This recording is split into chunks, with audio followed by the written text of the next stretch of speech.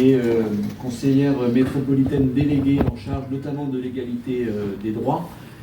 Pour d'abord vous remercier toutes et tous de votre présence, remercier évidemment celles sans lesquelles cette exposition n'aurait pas pu être proposée au Cécinétois. Merci pour avoir insisté, merci pour nous l'avoir proposé, merci pour les combats que vous portez au quotidien. Je voudrais saluer également chacune et chacun d'entre vous et puis saluer Marcel Replin, notre maire honoraire, Corinne que j'ai présentée tout à l'heure, l'ensemble des élus adjoints, adjointes, conseillers municipaux et conseillères municipales qui sont présents ce soir, et saluer également les services municipaux qui agissent au quotidien pour permettre le service public. Nous y tenons et cette parole est importante pour nous, mais également pour animer notre commune et faire en sorte que ce type d'exposition qui ont une vocation, j'insiste, d'éducation populaire, c'est-à-dire à transmettre les informations et les savoirs pour que chacun puisse se former pour devenir un citoyen éclairé, qui puisse agir à son niveau.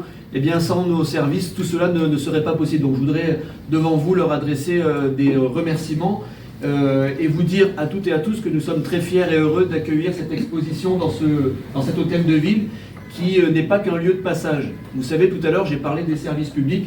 Quand on vient ici, on vient pour tout un tas de raisons. On vient pour inscrire ses enfants à l'école, on vient pour demander un permis de construire, on vient pour les relations avec la commune. Et il est important pour nous que ce hall, tout à l'heure, je vous ai introduit en disant que c'était la maison de tous les Cécinétois. Eh bien, il est important qu'on ne vienne pas ici que pour demander ou avoir accès à un service, mais on vient également ici pour apprendre. Et donc ce hall, depuis quelques temps, nous le mettons à disposition des artistes ou d'expositions qui ont un sens plus citoyen, là simplement pour que ceux qui passent ici puissent s'arrêter et réfléchir au-delà de ce qu'ils sont venus demander. Et donc on est très heureux et très fiers que cette exposition, elle puisse permettre aux Cécinétois de réfléchir sur cette cause-là. Et dans le cadre du programme du 8 mars et après que Déborah Mécréant, conseillère déléguée en charge de l'égalité des droits, vous a présenté, parce que ce combat, il est universel.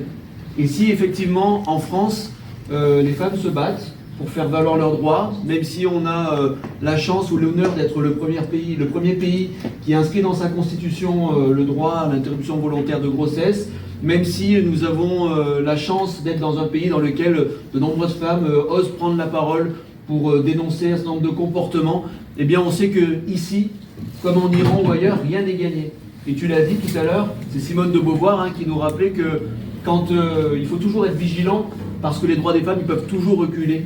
On n'est jamais à l'abri d'un changement politique, d'un changement religieux, et c'est ce qui s'est passé en Iran, vous l'avez bien démontré. Et donc ce combat, il est universel. Et c'est pas parce qu'ici, on lutte et qu'on obtient des choses qu'il faut qu'on arrête de lutter ailleurs, et notamment pour les femmes iraniennes. Et il est important d'éclairer les consciences et que chacun sache d'abord la chance que nous pouvons avoir, mais aussi l'ampleur du chemin qu'il reste à parcourir.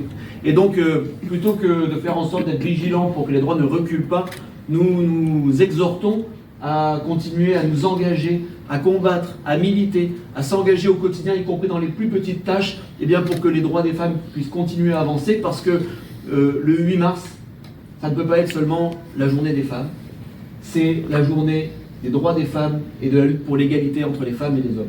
Donc nous devons au quotidien, et c'est la volonté de la commune de Cessiné-Parisé, et je salue encore, je l'ai fait la dernière fois, mais notamment Estelle Bonner, qui est la responsable du service égalité, parce que tout cela c'est important, mais c'est également au quotidien qu'on doit lutter pour cela, faire en sorte que tous ceux qui ont accès à un droit puissent y recourir, et pas seulement dans des moments qui sont des moments importants, fondamentaux et symboliques, mais également au quotidien quand il s'agit de faire valoir ses propres droits.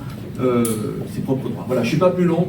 Je vous remercie en tout cas de votre présence. Je vais laisser la parole à Corinne et je veux profiter du fait que nous ayons des enfants avec nous pour dire que les combats que nous menons, ils sont pour aujourd'hui, mais ils sont surtout pour demain, pour faire en sorte que ces jeunes filles, quand elles évolueront dans ce monde qui est aujourd'hui parfois un peu déstabilisant, d'inquiétude, de violence, d'inégalité, ils ne tournent pas toujours très rond.